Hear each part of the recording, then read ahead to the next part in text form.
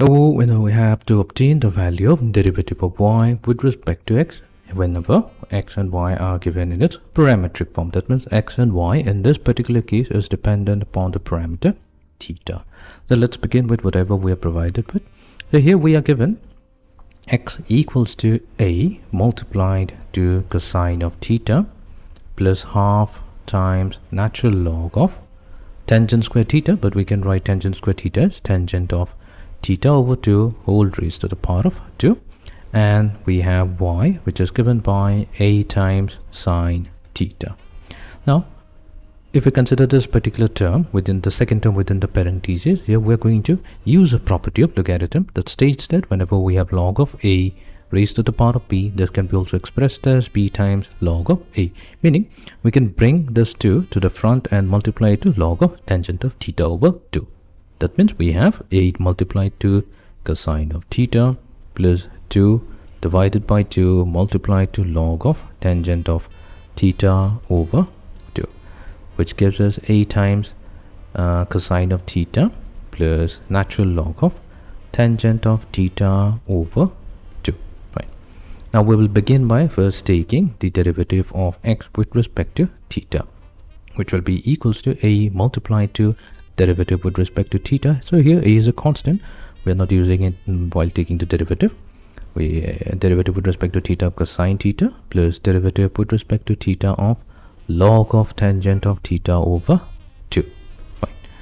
This will now give us derivative of cosine function, that's simply negative sine theta.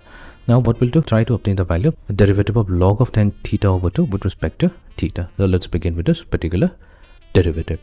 So let's obtain the value of derivative with respect to theta of log of tangent of theta over 2. Now we're going to use the fact here.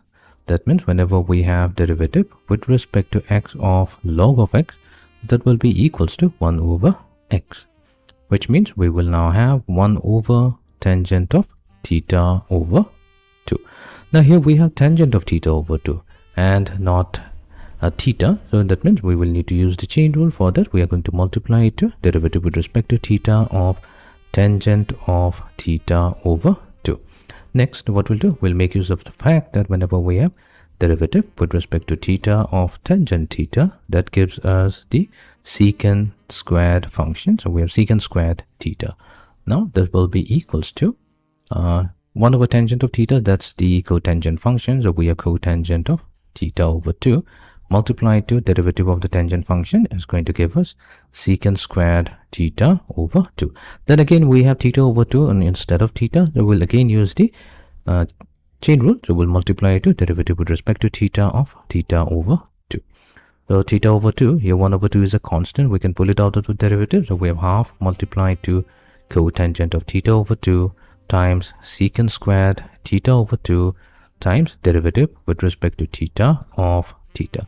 So this value is going to be equals to 1, and we now have 1 divided by 2 times, so cotangent of theta over 2, so when it goes to, so this will be simply cosine of theta over 2 divided by sine theta over 2, and secant squared theta, so that's 1 over cosine squared theta over 2.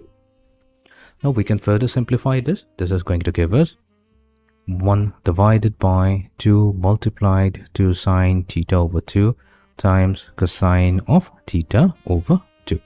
So this is going to be replaced with 1 over sine theta. Here we are making use of the half angle formula, which states that whenever we have sine theta, that is simply equals to 2 times sine theta over 2 times cosine of theta over 2. Now that means we have now obtained our required derivative of log of tangent of theta over 2. So we have obtained that this value is 1 over sine theta. Now let's combine the two terms within the parentheses. So we are going to get negative sine squared theta plus 1 divided by sine theta. Now here in the numerator we have actually 1 minus sine squared theta, which is the identity obtained from sine squared theta plus cosine squared theta equals to 1. That means we can replace the numerator with cosine squared theta divided by sine theta. So we now have obtained the value of derivative of x with respect to theta. So we're going to label this as equation number 1 and keep it aside. Now what we'll do, we'll go back to equation number this equation y equals to a times sine theta. So let's do that. We have y equals to a multiplied to sine theta. So we'll take the derivative of y with respect to theta, which is going to give us a multiplied to derivative of the sine function. So that will be cosine theta. So let's label this as equation number 2. Now what we want to do is we want to obtain derivative of y with respect to x. All we have to do is we'll have to divide equation 2 with equation 1. That means we take derivative of y with respect to theta and we will divide it with derivative of x with respect to theta. So this will be equals to a times cosine theta divided by a times cosine squared theta. So this sine theta in the denominator goes to the numerator. So we have sine theta in the numerator. So here a and a goes away. We have 1 cosine theta from the numerator and 1 from the denominator going away, which leaves us with sine over cosine theta. And this ratio is simply tangent of theta. So therefore, we have successfully obtained the value of derivative of y with respect to x, and this came out to be equals to tangent of theta. And since we had x and y in terms of the parameter theta, so here we have obtained our derivative also expressed in terms of the parameter theta.